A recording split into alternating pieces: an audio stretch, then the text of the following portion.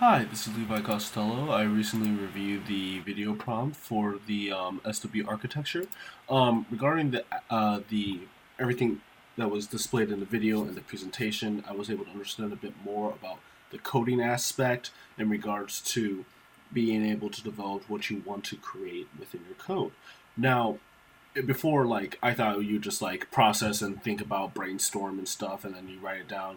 And it's like kind of like writing a paper, but there's a lot more detail into it, and kind of like writing a paper, you need to like put like a more of a like A grade paper, not just like running in and rushing in and just writing it down. You have to like go do more like layouts. You have to organize the paper from top to bottom, the different points and aspects of what you want to write, the body paragraphs, the source material, the quotes, and it's kind of like that when it comes to coding. And you have to develop it and organize it into different aspects, so that way you can code it in the most effective way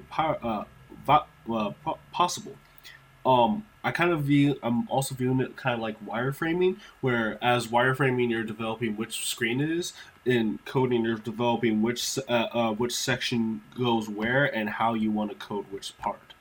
And I feel that's very valuable when it comes into the architecture and looking at this. And I also like really love the microfluiding thing that you worked on, Dr. Grissom. I think that's really cool.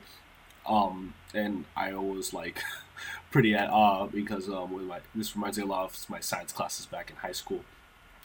Um, Now going into like common ways of like how to use it in like images. So far, I was looking at this like top 10 common software architecture images, and so far the Blackboard pattern that they had was pretty good for me and stuff.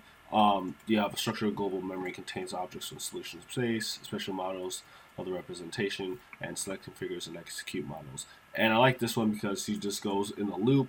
You have like different aspects, and you have more detailed about which one does which and which one does what, and it's kind of like a circle which connects to each individual aspects, and you um build upon each parts of the source as you develop the code, and it works fairly well and stuff. And I believe, and I think, and mostly because like you have to put more information into it. But I feel like this would be pretty good for us working on the Wellness app entirely. Um, Times where I think I would like be able to use architecture better in my coding projects. Honestly, it would be almost any of the projects that I worked back in when I first did it in the Java classes, and then the computer architecture classes. Those would be great for when I would be able to use this, because that would have been helpful for me to be able to just plan out more of what I need to accomplish. Well, anyways, thank you for the video, and I look forward to working on this in class.